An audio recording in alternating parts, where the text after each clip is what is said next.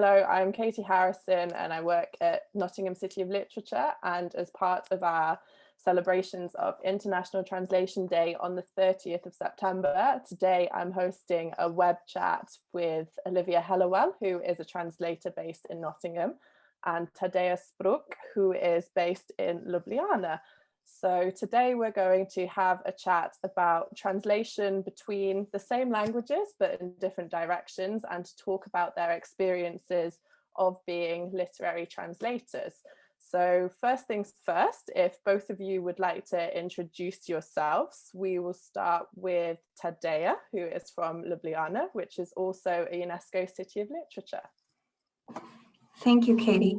Hello, everyone. It is a pleasure and an honor to be here. As Katie already said, my name is Tadeja Spruk, and I'm a literary translator from Slovenia. I translate from English into Slovenian and vice versa, although I do feel quite a bit more comfortable with the former. I translate literary texts mostly. Most recently, I translated the Scottish novelist Muriel Sparks' novel, The Crime of Miss Jean Brodie, into Slovenian. And that's it, short. Thanks so much, Tadeja. Yeah, as Katie said, my name's Olivia. I am a translator from Slovene into English.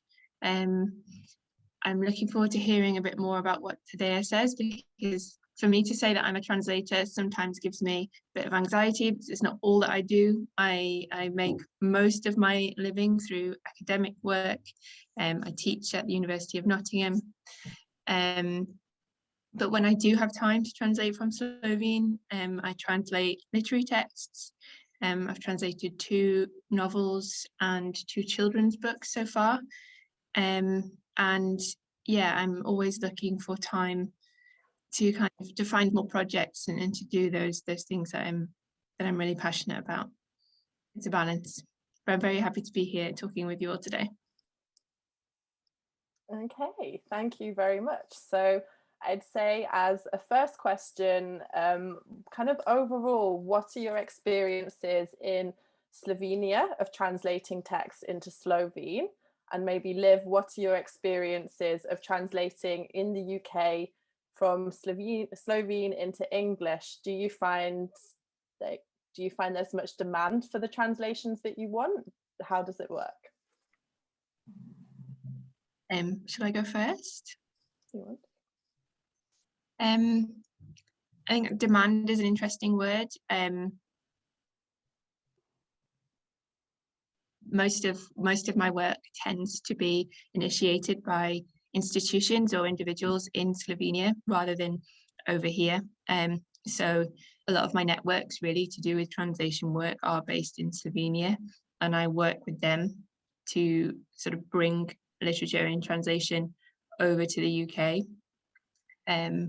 I've never really been approached in the UK by someone who said, I'm desperate to publish some Slovenian fiction.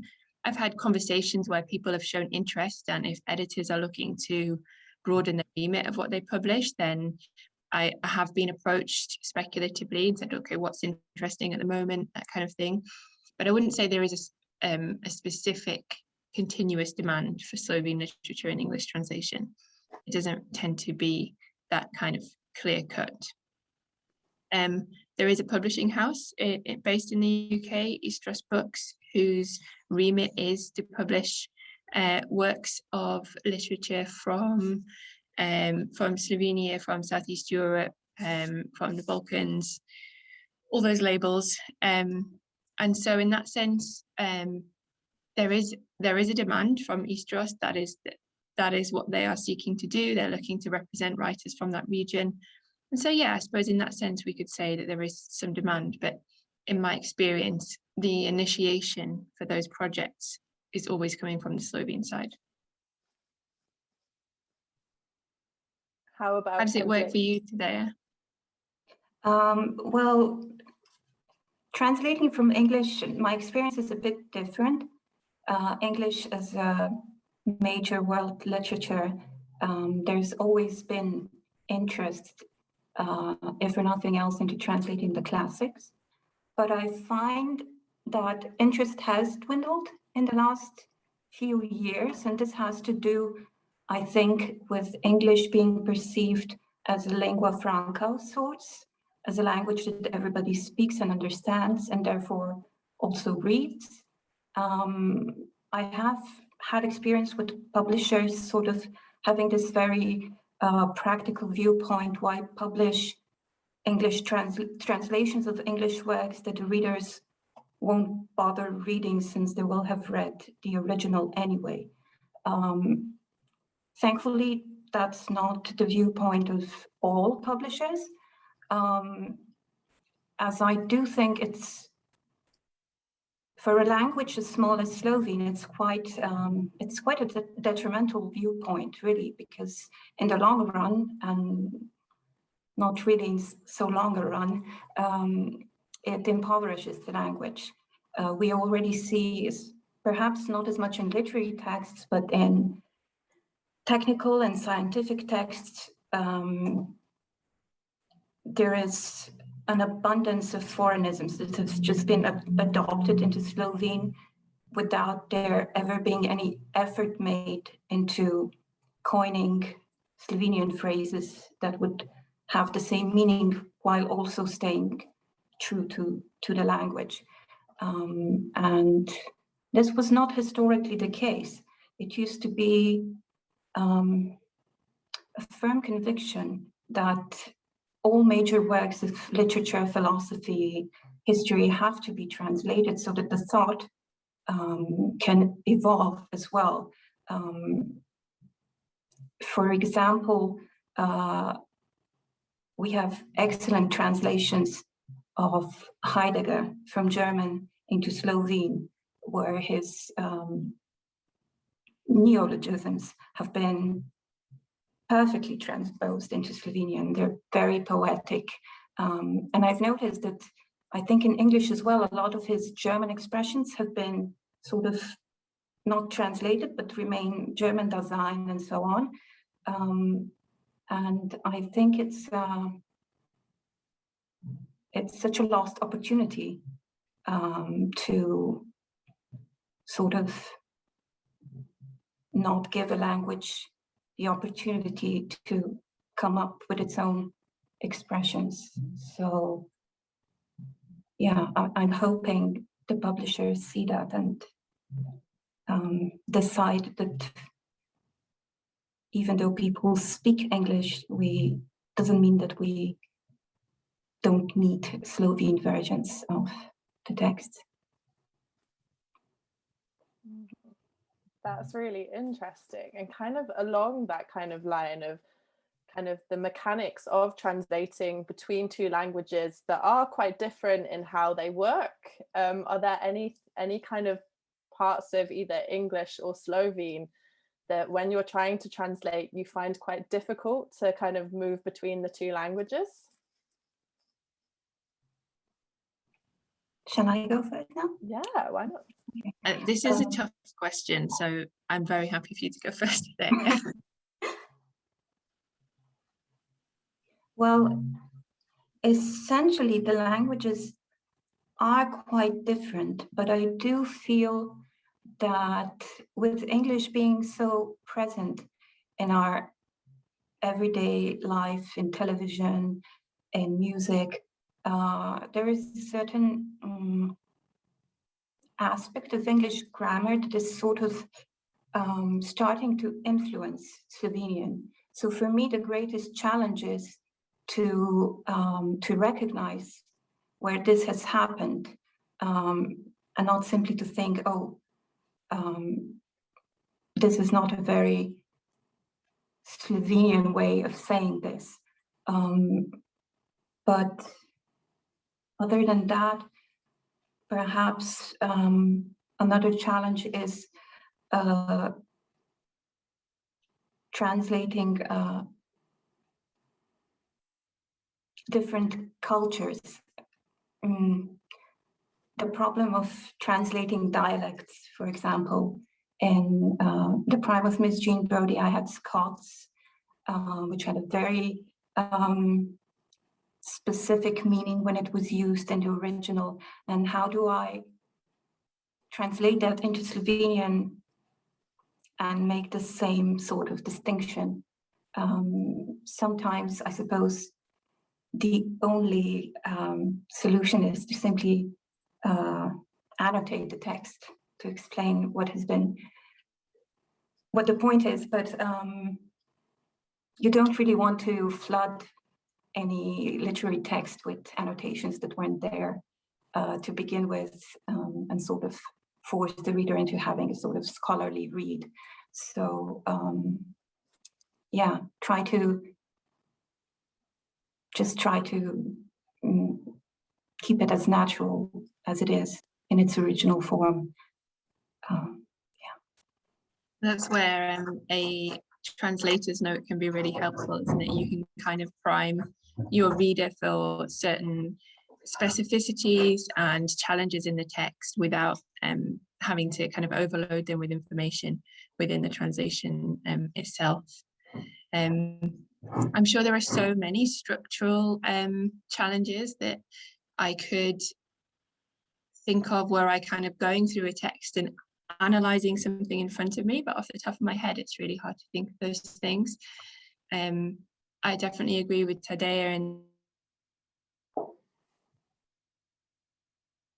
that it's often in the UK, there is that specific challenge of Slovene culture and in general culture from that wider region is relatively unknown to an Anglophone readership. I always say that I never want to underestimate a readership. It's, you know, of course, readers are curious and they want to know things, and they often know much more than we assume.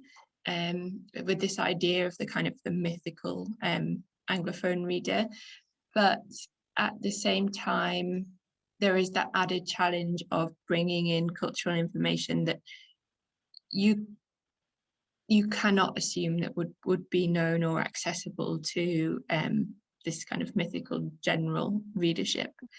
So I think that is a specific challenge, that disparity between the kind of global visibility of cultural references between Slovene and English.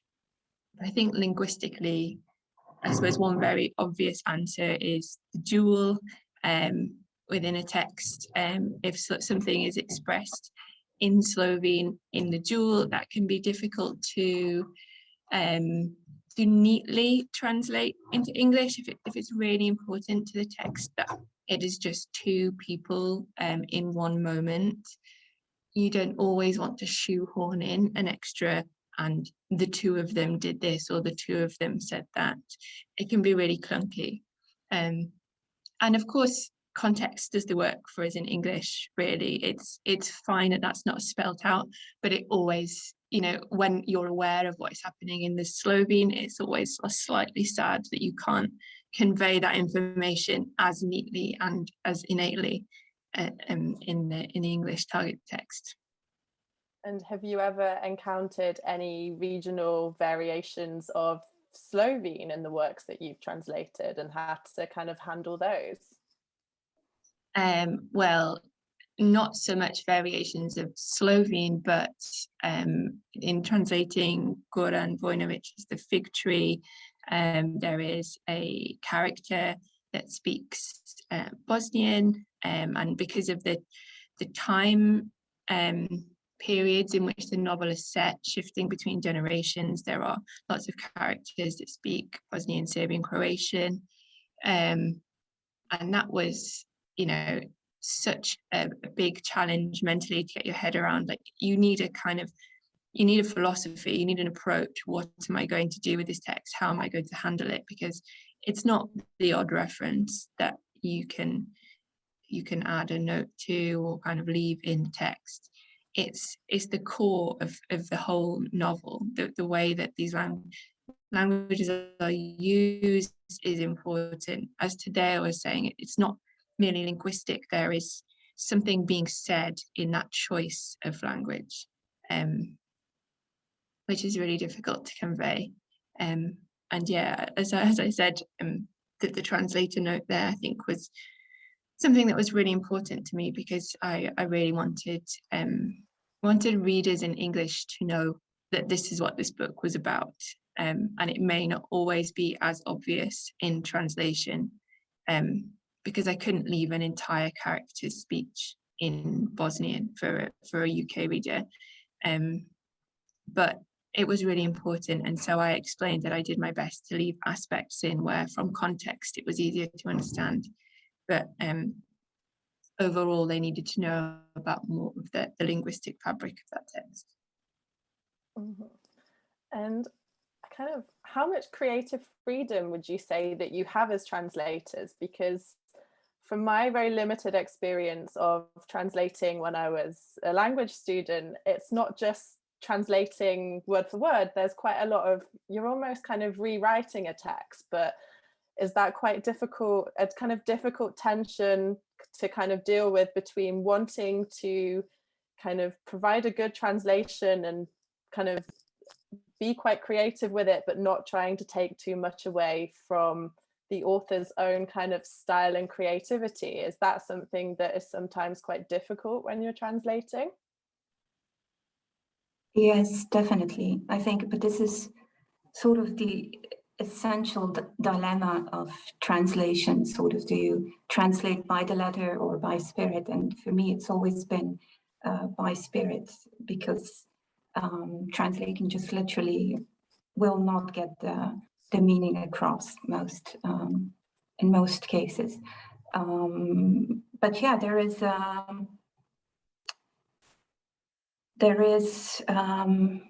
it's tricky just to how far you can go in this freedom, because you still have sort of, I feel, responsibility to the author to sort of be as loyal to the text, to authorial intent, if you will, as possible. So yeah, it's a challenge. Perhaps one thing that I find particularly stressful is that in a literary market as small as the Slovene literary market, the problem is that most books will be translated only once, or will only be translated again after hundreds of years, when they would considered really ancient. So there is this added pressure of whatever translation you make being considered canonical for a very long time. So any error or insufficient translation you make, will be there for everyone to observe and see for a very long time, with little chance of having the opportunity to correct any errors or improve on certain aspects of it. Interestingly, I think that's probably one area in which our situations really overlap, because it would be exactly the same for translations into English from Slovene. It's absolutely terrifying.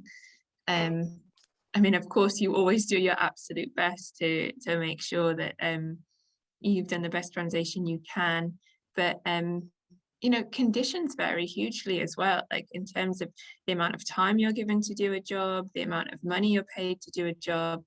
If those conditions are far from ideal, and on top of that, that this is it. I mean, it's always it, but with that added pressure, that can be really stressful. Mm-hmm.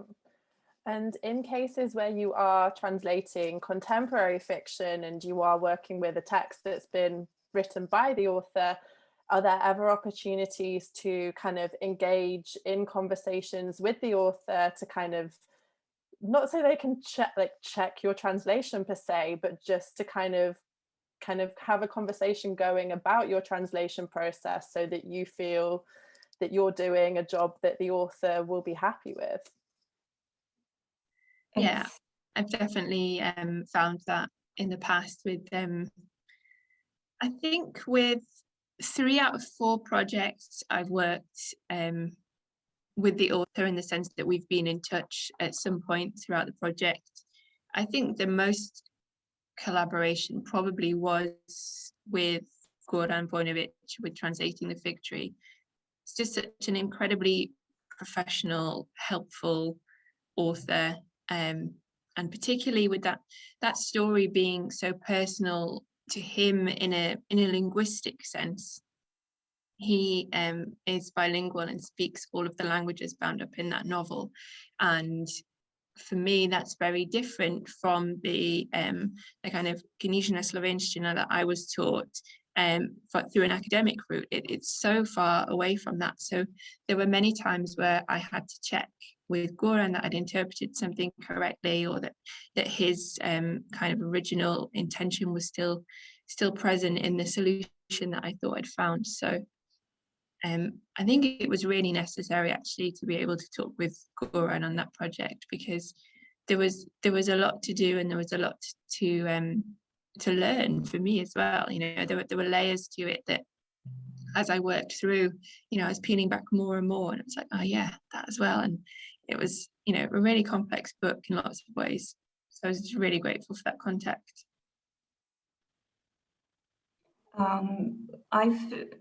To be honest, I've mostly translated authors that have already passed, so I didn't have the opportunity to collaborate with them as much. Although I am working on a translation of poetry by the American poet Jane Hirschfield at the moment, and she has very kindly offered to help me with any questions that I might have, and I was overjoyed to hear that, because it can be quite stressful when you can't consult an author. I actually earlier when Olivia mentioned the dual, I remembered one thing that I find particularly challenging in translating. It's such a minor thing, except it's not when it's repeated. And that's the thing that English doesn't have gendered nouns, whereas Slovenian does. So it becomes a problem if a teacher is mentioned in a novel without the context explaining whether the teacher is male or female, because in Slovenian, I only have the option to choose one gendered noun. So it's učiteljica or učitelj. And it's such a minor thing, but it doesn't feel right for me to have sort of the responsibility to determine the gender of the person in the novel. So it can be a minor thing like that, or of course a major thing like not quite understanding the meaning of, or thinking that you do, but maybe would be best to check with the author. So it's a blessing really if you can collaborate. That's so true. Actually, just thinking about listening to you say that, it reminds me that there's a project that I'd really love to do. I know we might get on to talk about talking about dream projects at the end, but Tadeja Spruk by Marusha Krese. There are 3 main characters who are speaking, but there's not really any, as far as I remember, there may not be chapter headings, or there's kind of not many markers, and you only know whose part of the story you are reading because of the gender of the conjugation in the past tense. There's no kind of like explicit naming of the characters in so much of the narration, and I often go back to this book and I read it and I think I want to translate this, but that whole problem, how you go about marking the sections in English without kind of spoiling that ambiguity, but at the same time, you know, you would be completely confused as an English reader if you weren't able to determine the male and female protagonists. So yeah, that is true. Gender is an issue. That's something I wouldn't have thought of. So that's really, really interesting. And do you find in cases where you may not have the same kind of, you might not have the author to contact, do you find that the publisher that you're working for also is often on hand to kind of provide some of the guidance that you need if there are certain difficulties that you're encountering throughout the translation process? Well, I usually, when I get my translation in, I usually leave annotations in places where I feel I've had to make a call, and sort of to explain myself, just to let the editor, the publisher know what I've done, or sort of. But I find that editors and publishers are a lot more practically minded than translators, and sort of have this viewpoint, yeah, the book has to get out, decision has to be made, this decision was made, let's just move on with it. They're not as keen to lose sleep over it as translators. So yeah, if nothing else, they calm you down that it's not, the end of the world. Yeah, for me, often that input has been more on the English side of things, just kind of challenging whether or not usually challenging whether or not there's enough context or explanation for a UK readership. I think that is the main point of collaboration for me with an editor in the UK. I definitely also occasionally ask questions with the Slovene publishers too. I mean, sometimes that's important in terms of getting a sense of where the original book was pitched, what the readership was, or how it was received. Yeah, and like today, I also often leave in a few comments, things that just feel I might need to flag, they need to be aware of, check that they're okay with the decision I've taken. Mm-hmm. It sounds like such a kind of grueling process, and something that you kind of shoulder so much responsibility as you're translating a text. And I think that kind of brings me to kind of quite a general question about kind of working in translation, is that do you feel that kind of the hard work that translators put into making a text accessible in another language, do you think that work is always particularly recognized? Well, Olivia, please. I think I sometimes have quite a skewed vision of this because I operate within a community of translators who are all incredibly supportive, and there's so much talk about making our work visible and kind of shouting about one another's work really, and really like kind of lifting one another up whenever possible. So on a personal level, in an immediate sense, I never feel like that labor does go unappreciated. But in a broader sense, I don't think people generally understand the degree of not only work, but like you say, it's almost like an emotional burden. There is a worry, there is a sense of responsibility. And I'm sure there are many people for whom that wouldn't occur to them.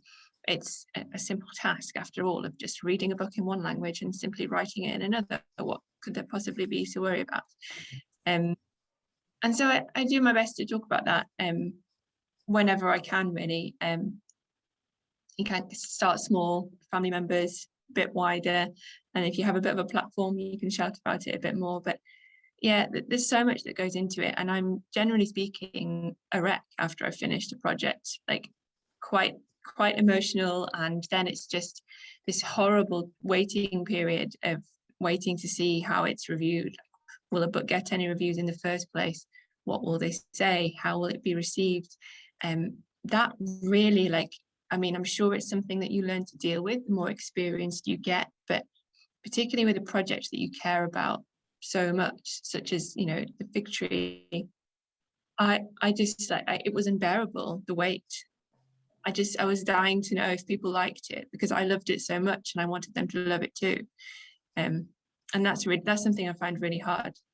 Mm-hmm. How about in Slovenia? Do you feel that translators are recognized for their work? Well, not as much. I feel there are people that are actively working on it, and I try to use my platform as well, like Olivia said. But of course, more could be done. The problem, I think, generally is that there just isn't correlation between how much work is required and how much financing you get, or how much you're paid for that amount of work. It's the truth is, it's just it's absurdly low, because you can work on something, on a translation, for years, and what the financiers see is the amount of text, how many signs, how many symbols, how many pages, but pages aren't equal. You know, when I was translating Emily Dickinson's poetry, this was very a sort of very good example of how the poems are short, so the text alone there's not much of it, but I could, you know, lose weeks on just a single verse. How do you quantify that? You know, it's not, you can't measure it by the length of the text alone. And this is not even counting the added stress of it and the responsibility. And yeah, so I feel it is not as recognized as it should be. I sort of always return to, I think it was the legendary independent editor, Boyd Tompkins, who said that translation was essentially a labor of love. But of course, this is a trick, because just because we love what we do, we shouldn't be forced to do it for free, right? Mm-hmm. So yeah, exactly, that discourse around things being passion projects, or what mm-hmm. this work being a labor of love, is really counterproductive, because it's labor. Yeah, and we should be remunerated for that. But as you say, part of it is in explaining to other people exactly what goes into it, and how much time it takes. And I have some idea of the kind of the struggles that you might face in trying to achieve a certain rate for your work, because often that's what I'm offered too. If a project is initiated and funded by a Slovene organization, that's how much I get offered as well. And I have to explain, I'm afraid I live and I pay rent in the UK, and there's no way I could accept, I can't live off that. And so basically what has happened for me is that I have carried on this path of academic work, which, to be fair, at the moment is not much more stable, but it is a little bit more stable. And I take on translation work where I can, but then the thing that you lose is time. Mm. So it's always a really difficult balance of wanting to take on projects, not having enough money really to be able to accept them, because I can't reliably know how much money is going to be coming in, and that money isn't going to be enough to pay my rent. So I do other work, but then now when I'm offered things, I often can't take it on because I have a job. So yeah, it's a struggle. Do you feel that some of these kind of barriers to kind of doing your job and also having a kind of stable life and stable income, do you think that this is something that might kind of result in fewer people deciding to work in literary translation in the future? And could that potentially be an issue, do you think?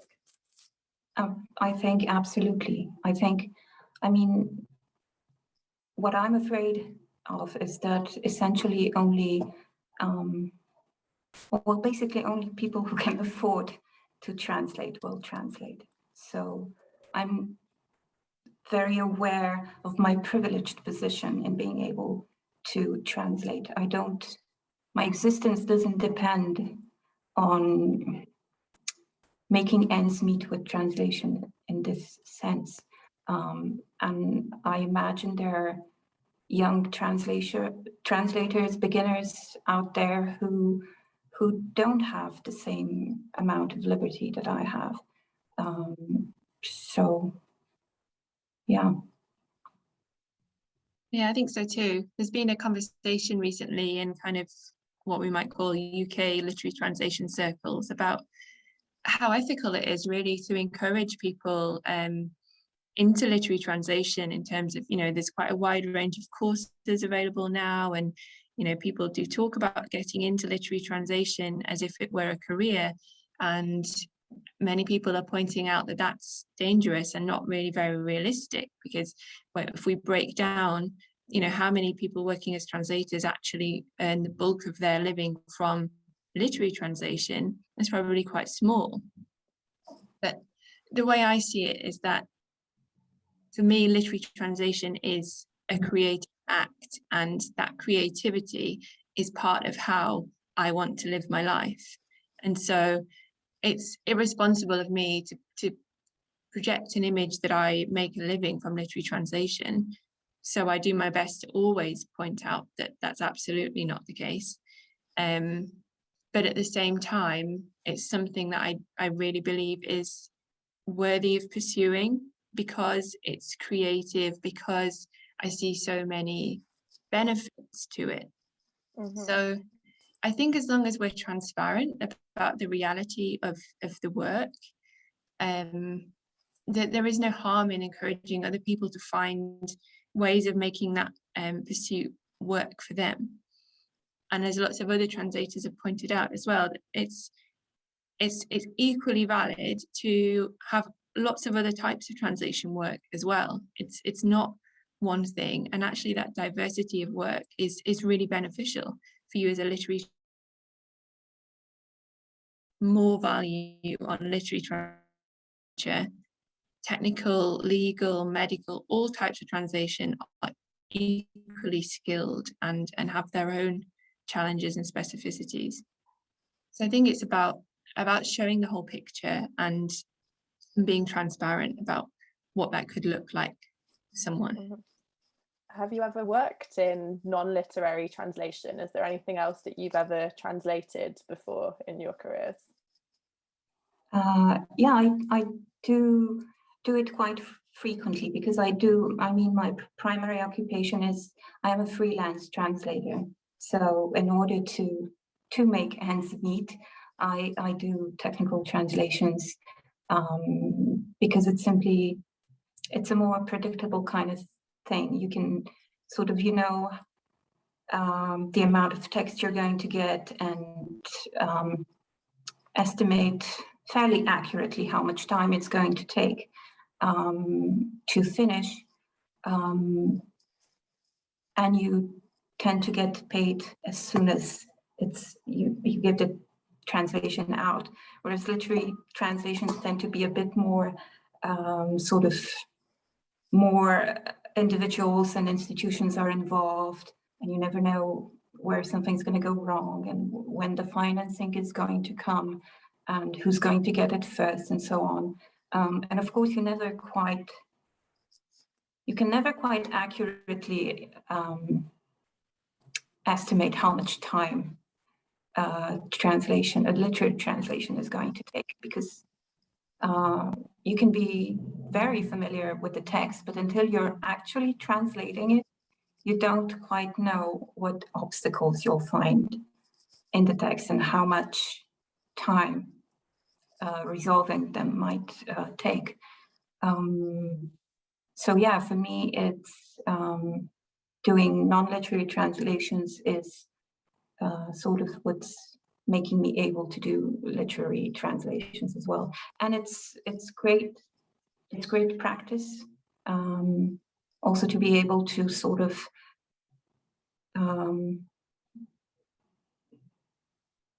to do very different texts and be aware of the register and the difference.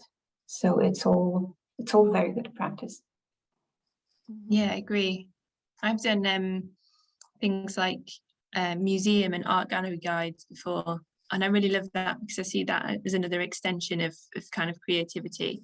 I really enjoy those kind of projects. I've not done that for a while, but if anybody wants to send me any kind of art gallery guides to translate from Slovene, I'm here. Also, I had a job where I translated Slovenian business news for a year, which was not as exhilarating, but like Tadeja said, it exposed style of writing, vocabulary that I never would have encountered otherwise. It's probably all left my head by now, I have to say, but it was a really good starting point and a really good foot on the ladder for me. So yeah, I've done economic things, I've done art, cultural things, but it tends to be literature that comes my way mostly, I have to say. Mainly fiction, or has there ever been any poetry? Oh, I get really stressed when people ask me to translate poetry, mostly for the reasons that Tadeja was saying. It's just, I find it impossible to quote for. Mm-hmm. I have no idea whether or not I'm realistically going to be able to do a good job fitting that in around the other work that I have to do, because you never really know until you get stuck in exactly what the problems are going to be. I just remembered we once did it on Friday lunchtimes. We did. We had Actually, the University of Nottingham. We did a workshop because we were very lucky to have Katia Perat coming to visit us at the University of Nottingham, and so Katie's year, you were final year students of Slovene, weren't you? You translated some samples, and I think me and my friend did a couple as well.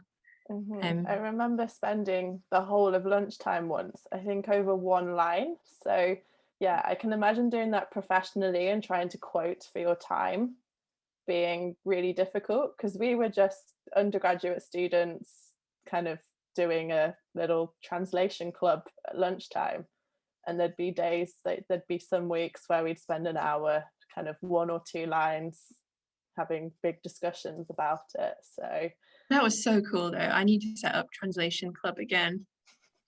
That was really good. So kind of what would you say that you find most fulfilling about translating literature? What makes it kind of, what about it maybe gives you a buzz or a bit of energy? Like, what is it about literary translation that you like the most, I guess? For me, it's sort of this, what I see as the role of the translator is sort of a mediator. And the greatest joy of it is sort of introducing a work of art that you find beautiful and important to a whole new circle of readers, and who perhaps if you hadn't translated it would never have become acquainted with the work. So for me, that is the most rewarding aspect of it. It doesn't happen often, but it does happen that readers write to me. I've even got handwritten letters from readers sort of thanking me for, translating the work and finding it just beautiful. And it's always so just the best thing that can happen. That's amazing. Yeah, getting positive feedback is really lovely. I think for me, the thing that I love the absolute most is this mental state that you get to tap into if you think about what it feels like to really get lost in a book, when you're so absorbed in that book, everything else falls away. For me, translating feels like that, but almost another level. I tap into a space where, you know, once you get into a flow, you're completely absorbed, your focus is entirely in the present, like in that text. Everything else goes away, and I get to write. You know, I'm training basically under an author's words. Like, I am learning and I am understanding all the time how such an incredible privilege to be able to spend that time truly absorbed in that process of seeing someone else's work inside out.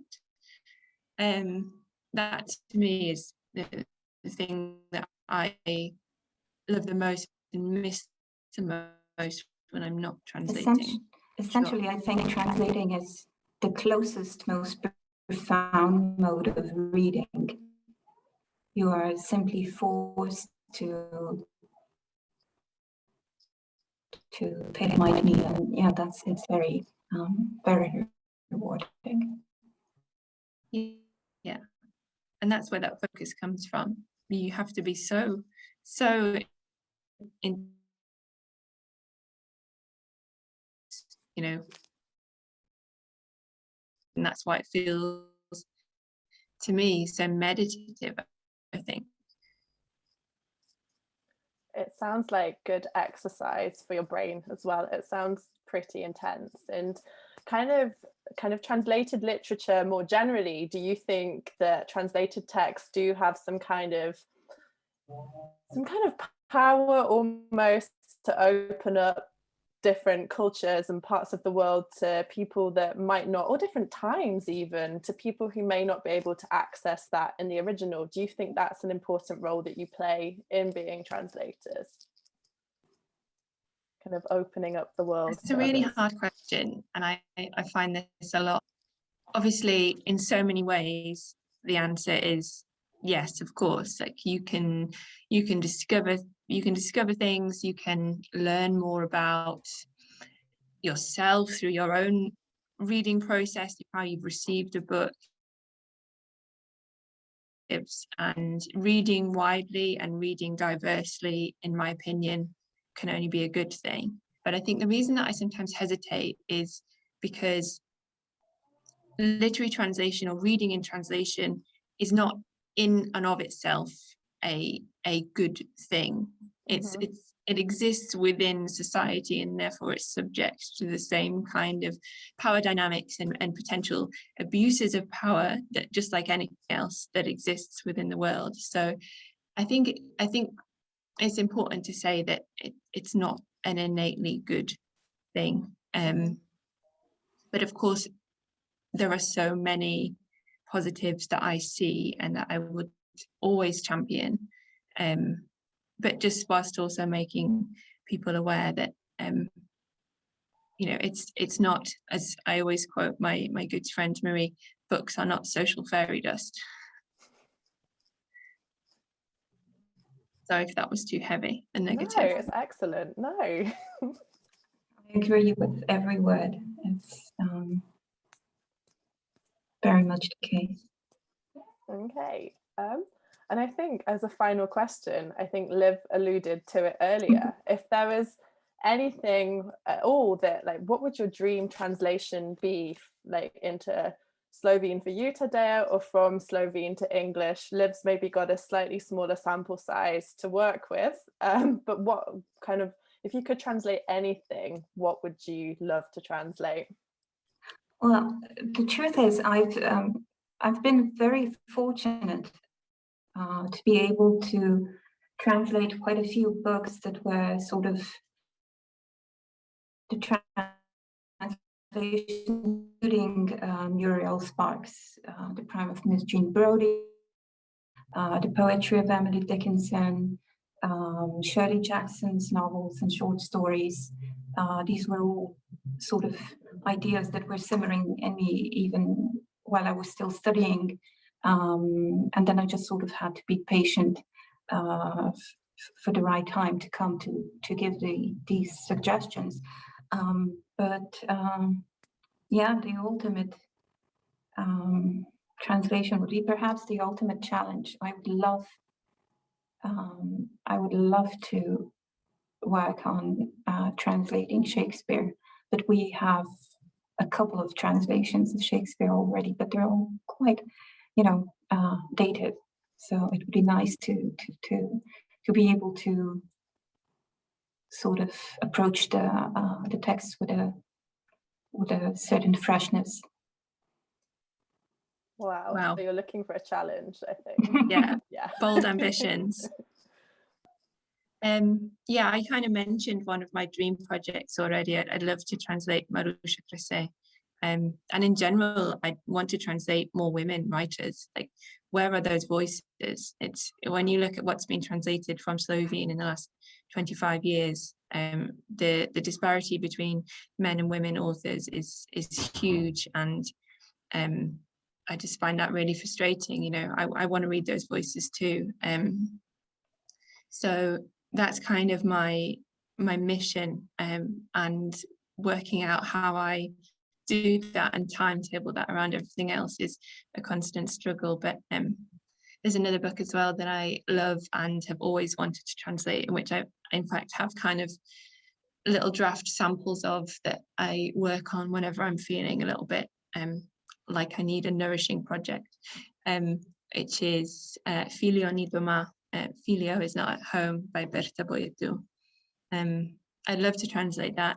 I believe, in fact, that a translation does exist, but it was never published. And so that's quite an interesting challenge, knowing that somebody else on the other side of the world also had those intentions, but wasn't successful in finding a publisher. What do you do? Have spoken to a few people about that, and maybe in the future that's something I can investigate further and have conversations about. But yeah, it's a book that I actually came across when studying at the Seminar of Slovene Language and Culture in Ljubljana many years ago. And I think having that introduction to it really helped, because I think if I'd have picked it up earlier as a learner of Slovene, I would have been like, what is happening here? It's not a straightforward storyline. But I think it's incredible. And I really see a lot of parallels with how the Handmaid's Tale has taken off again and has opened up conversations, particularly with there being a TV series. I really see overlaps and an opportunity for that book to kind of find a readership in English at the moment. So that would be awesome. So you're going to translate it and then have a script commissioned for another big hit TV show off the back of it. That's the dream. Cool. Okay, well, I think it's been absolutely fascinating, and I think we've had a really, really insightful conversation and discussion as to how you both work as translators and some of the challenges and kind of the joy of translation too, and how you kind of balance both of those things in kind of pursuing a career of sorts, not always your full-time career, in something that you're really passionate about. So this has been really excellent. Thank you so much for contributing, and I'm looking forward to sharing this with everybody as part of International Translation Day.